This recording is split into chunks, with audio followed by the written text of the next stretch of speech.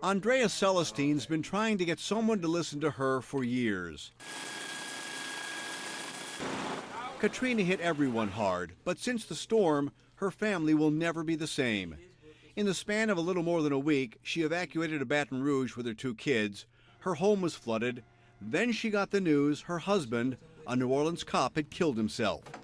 What she did not know then, a couple of days later, her little brother, James Brissett, would be killed on the Danziger Bridge at the hands of New Orleans police. She does know how her brother died. What she does not believe is the official report of her husband's death. Andrea and Lawrence were married in 1998. They had been together for years and already had a little girl who was with them on the day of their wedding. Andrea describes Lawrence as her best friend, her soulmate, the person she knew better than anyone else on earth. When Katrina was heading for New Orleans, Andrea went with an aunt and her kids to Baton Rouge. Lawrence would stay with his fellow officers in the 7th District. When Andrea finally got to Baton Rouge, she wound up at this church which gave shelter to evacuees. She had sent her 5- and 9-year-olds to stay with a cousin, thinking they'd be more comfortable there. Then she says on Friday, 3 days after the storm, she got 2 calls from her husband, the second about 4 in the afternoon. So I told him that the children were gone, and he said, and I told him where they were, and then he said, well, call your cousin back and tell him to bring the children back because I'm on my way to get you all. He said, and I want everyone to be together so when I get there, we can all be together. And I said, you on your way? I said, what you mean you on your way? He said, don't worry about that. Just know that I'm coming. She says they also talked about their future and the new home they had just purchased in June. He asked, had she taken care of all the insurance matters? She assured him she had. Everything seemed fine. He was fine. Our main focus was reconnecting and getting our family back together. That's all we were concerned with. So that was like 4 in the afternoon? Yes. And then when did you find out the news that your husband was dead? The last time I talked to him was September the 2nd, and then that morning of September the 3rd, that's when I got a call on the church phone again. It was from my husband's former partner, Lorenzo Carter. In that call, Andrea says Carter was asking for directions of the church where she was staying. Andrea asked, what about her husband? She says Carter simply said everything was okay and he'd be at the church shortly. When Officer Carter finally got to the church, he was with another cop, but it was not Lawrence Celestine. Carter told Andrea Lawrence was dead. She asked him what had happened. Carter said Lawrence had used Carter's cell phone to call Andrea, then handed the phone back to Carter, all on a 4th-floor balcony of this building in Algiers. Lorenzo said he turned around to call his mother, and when he turned his back to Lawrence to call his mother, he heard 2 gunshots. Because initially he said he had 2 guns and did this. Who did he tell that to? Me. And he said he turned around when he heard the gunshots and he saw Lawrence's body drop to the ground. With 2 guns? 2 guns. The police report says at first there appeared to be 2 gunshot wounds, but the autopsy later showed there was only 1.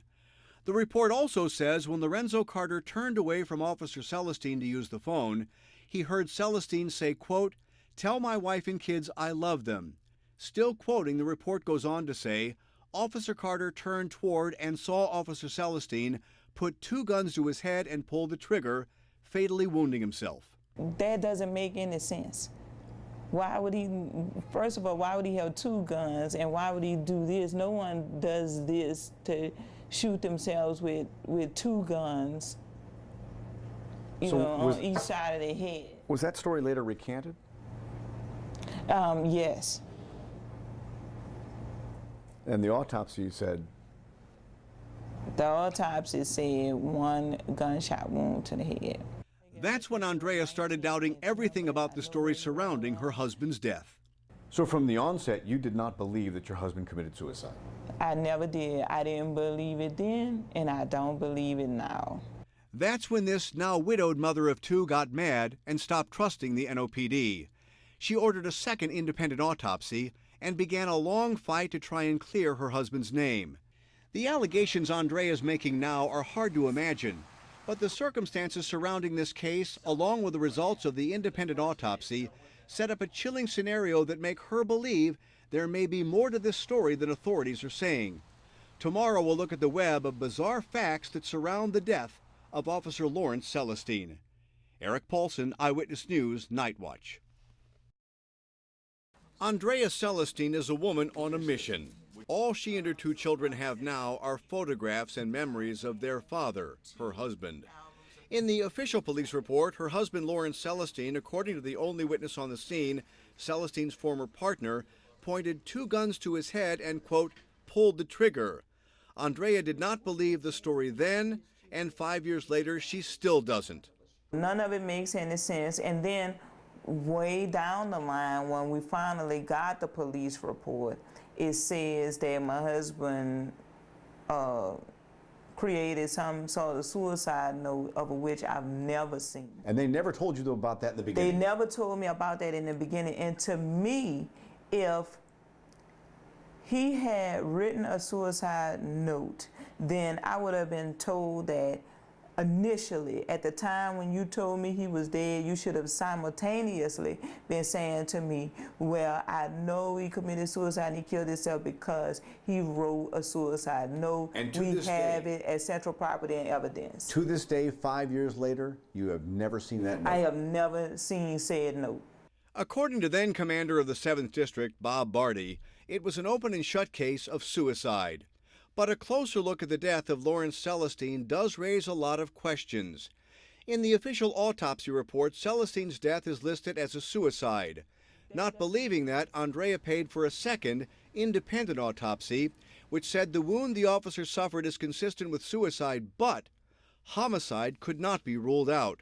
Where the real mystery for Andrea comes are the events that surrounded her husband's death. On the same day Celestine died, Henry Glover was shot and his body burned in a car in Algiers. According to the feds, that crime came at the hands of New Orleans police. The officer charged with shooting Glover was a fellow cop from Celestine's 7th District. The reason this may be important, Lawrence Celestine was related to Henry Glover through marriage. They were both in Algiers and both died on the same day. At the scene of Celestine's death, 2 of the 5 officers present were involved in the cover-up of the Danziger Bridge shootings 3 days later. Michael Lohman pled guilty, and Arthur Kaufman is under federal indictment. Ironically, Andrea's little brother, James Brissett, was killed on the Danziger. That, Andrea says, was coincidence. But the fact there are so many other questions that remain unanswered to this day makes her believe there's much more going on here than meets the eye.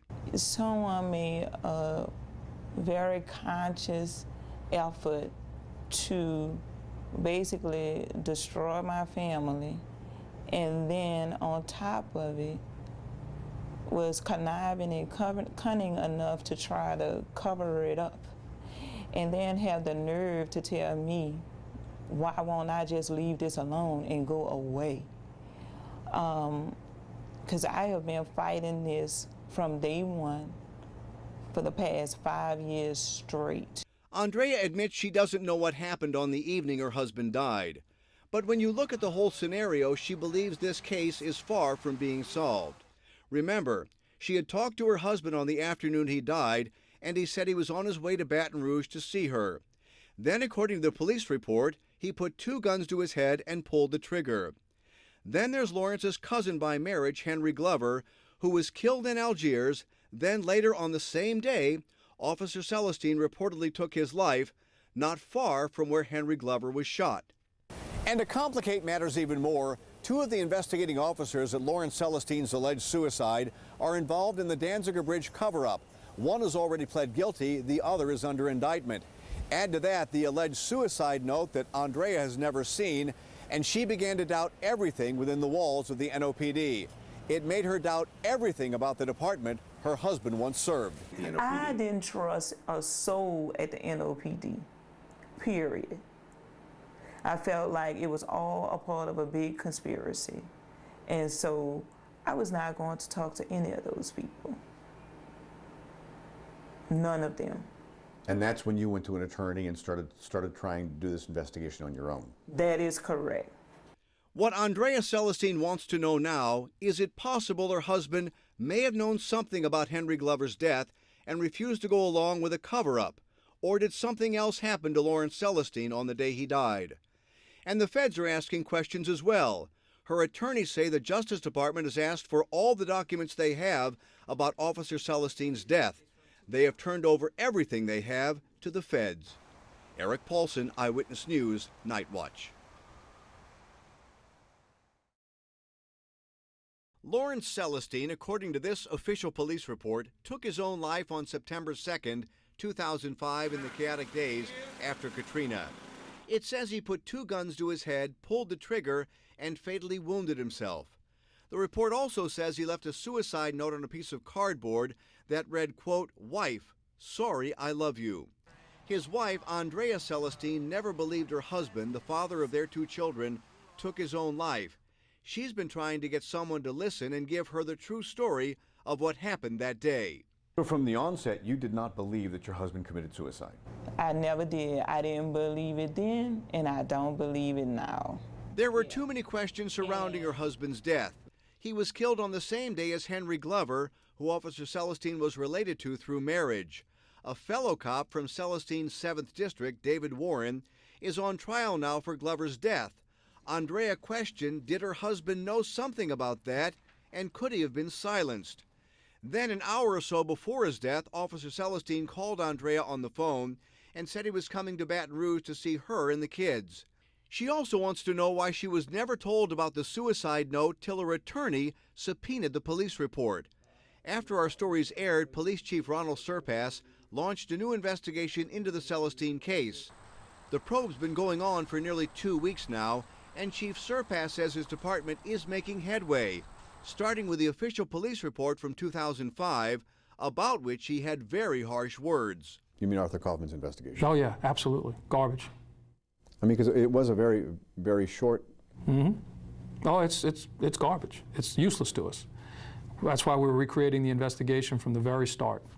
Arthur Kaufman and Michael Lohman were 2 of 5 NOPD officers on the scene the night Celestine died. Both officers' credibility has come into question since Lohman has pled guilty in the Danziger Bridge shootings and Kaufman is under indictment for allegedly filing a false police report in the Danziger case. And the chief now says there may have been photos from that night. Well, it was so sloppily handled, we don't know. Because there's references of photographs taken and we can't find them. I mean, they may be there, but we have to confirm that. It's really important to point out that that investigation is useless. What's in that document is useless. That document is the official police report by Arthur Kaufman. On another matter, there's the suicide note, which Andrea Celestine has never seen, and she wants to know why, especially since it appears the note has 2 different handwritings. The chief says experts will be examining that. But I'm sure a wife would know her own husband's handwriting. I mean, it True. seems like she could be a valuable tool to you. It could be, but it would also probably be valuable for an independent person who has no interest in the case whatsoever to look at it. But right now, we don't want to do anything to jeopardize what obviously was a terrible investigation 5 years ago that we want to make right today. After our reports aired, Andrea Celestine was contacted by the family of a former New Orleans cop who reportedly said there were other witnesses on the scene the night of Officer Celestine's death. I think it is fair to say that there is new information that we have that was not existing in the original case. And you think that can move this case further one way or the other? Oh, absolutely. I do believe that the reorganization of this case, that the new efforts placed by the detective sergeant and the FBI agent will bring us to a conclusion that we can have confidence in, just not right now. For Andrea Celestine, the answers to her husband's death cannot come soon enough. Eric Paulsen, Channel 4 Eyewitness News.